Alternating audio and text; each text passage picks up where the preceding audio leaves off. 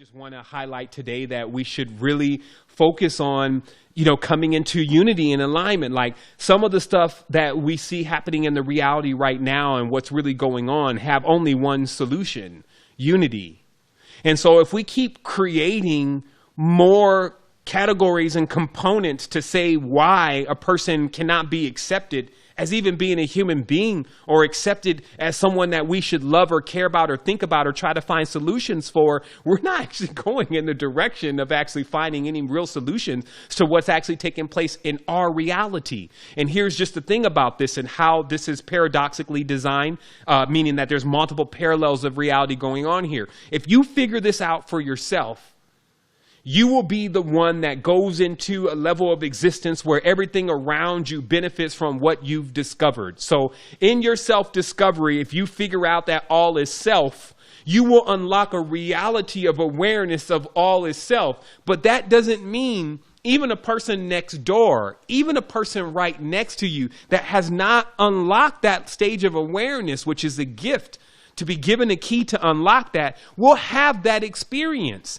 And that's what, again, is the paradoxical aspect of the reality. That's why it makes it solo. That's the I-ness side of things, something that you need to achieve. And collective, something that you would want to discover and then give to others so that they begin to benefit from it in the co-creation. That's how it works. It could be confusing for those who don't have a strong grip on both aspects or the both hemispheres of their consciousness. Confusing in itself actually means that someone who is not able to fuse both aspects or bring both aspects of things together in order to create a new level of synthesis. So be the referee. You're in there with black and white. Grab your whistle. Anytime that there's some type of conflict, blow it. Throw a flag. Foul on the play.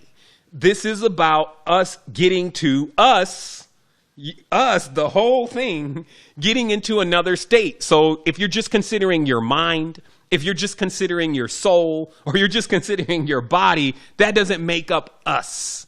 You have to actually consider all of these things that you've been given, and you should look as a governor, like you're the king, Kahin, over your own consciousness. So you should basically be looking at creating mediation between all of these lands and making all the citizens of these lands, which are, of course, are the bacterias, the thought forms, etc., you bringing them all into a stage of harmony. Last thing, if there's anything you walked away from this conversation with, I want you to walk away with this specifically. Remember, all of this is energy, okay? It's all energy.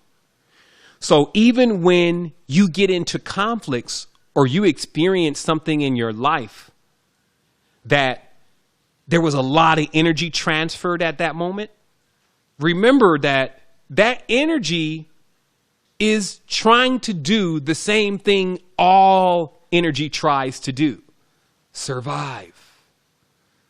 Okay?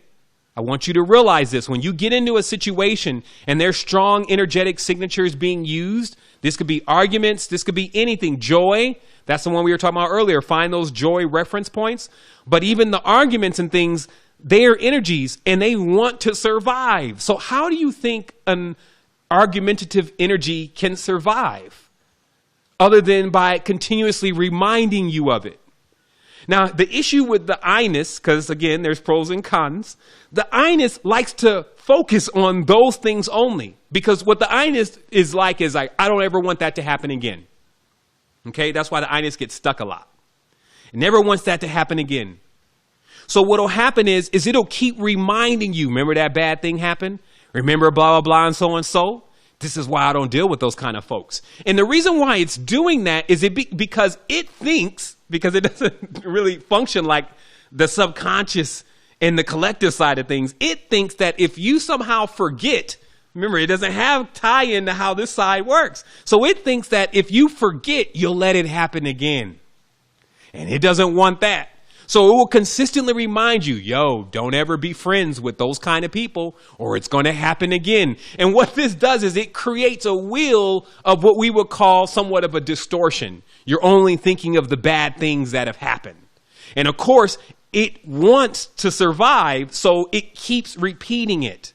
But notice how the consciousness, and this is where do what thou wilt truly should come into play, can still choose what it wants to focus on. It can either focus on all of the bad times and the things that it doesn't like, or it can focus on all of the great times and the things that happen in a great way.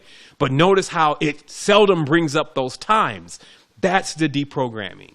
The deprogramming is every time the mind starts thinking about the things that it doesn't want to ever happen to it again, and so they were bad things, and it starts refreshing you of that, throw a flag on the play, blow the whistle. And the penalty is to actually think of that time, and even if you need to write them down, the times where you had a good time. Because here's the interesting thing that's also found out. When something happens, right, let's say something happens right now, okay? My mind really will, and my body, my consciousness, and through that experience, will encrypt that experience into a code, okay? This is what we're calling DNA.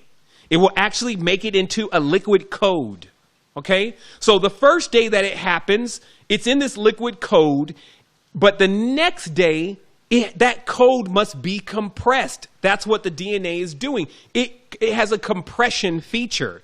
It's just like when you put these videos and pictures and all that kind of stuff, it's like that becomes the biggest problem with your computer, right? It's like more space, more space, more space. So the only thing that they've brought forward to handle that system is compression, right? And so the body or the consciousness, the DNA, has this form of compression. But here's what happens, though. When it compresses, there's a lot that's lost.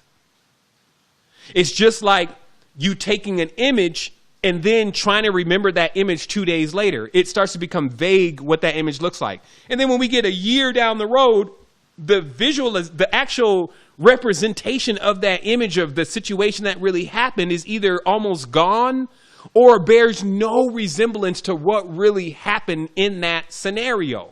So this is what it's like also with having a lot of distorted memories and bad memories, is that they truly don't actually bear a resemblance to really what happened and all the integers that were involved that created that situation. The only thing they have is fear. I don't want to ever do that again. I never want to let that happen again.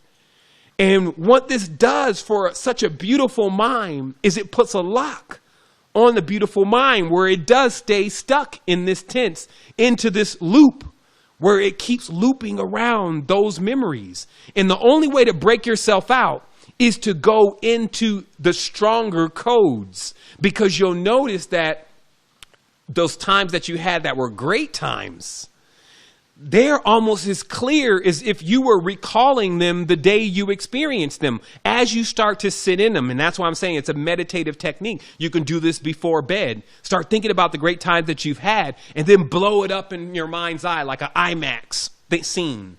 And then experience it all in that moment and keep repeating it back to yourself, and watch how the body starts energetically responding to that moment as you keep playing that back. So this kind of technique, this is the techniques of masters.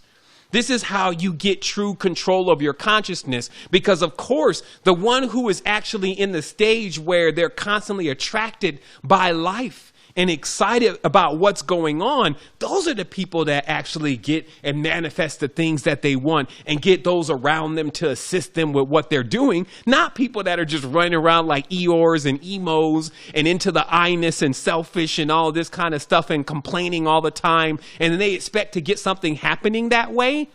You can't do it by yourself. You see what I mean? Because that's the I-ness. The I-ness is attempting to accomplish something by itself and then likes being lonely. Remember, this is a natural disposition. So it literally wants to find, oh, nobody loves me. Nobody cares about me anymore. I never found the love of my life. Nobody knows the truth but me. That's the I-ness side of things. And again, like I said, it has some benefits, but there are also some character flaws. So we can only balance that out by having a full range of consciousness, being whole-brained, if you may.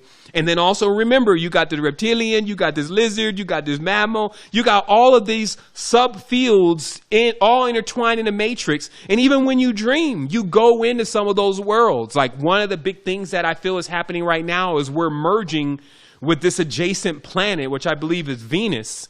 And a lot of the subconscious activities that are taking place here in our minds are the conscious activities that are happening on that planet in the bodies that we have there. And now, because this whole thing is coming into a lot more clarity, and there's a big merger which is happening in the consciousness of the Cadman, if you may, the grand body that we all reside in, we're going to get a merger of all these planetary bodies and what they really stand for and what they mean. And that's going to give us this 2020 vision, if you may, this vision of clarity of who we really are, what we really came here to do, and how much we have to do it with.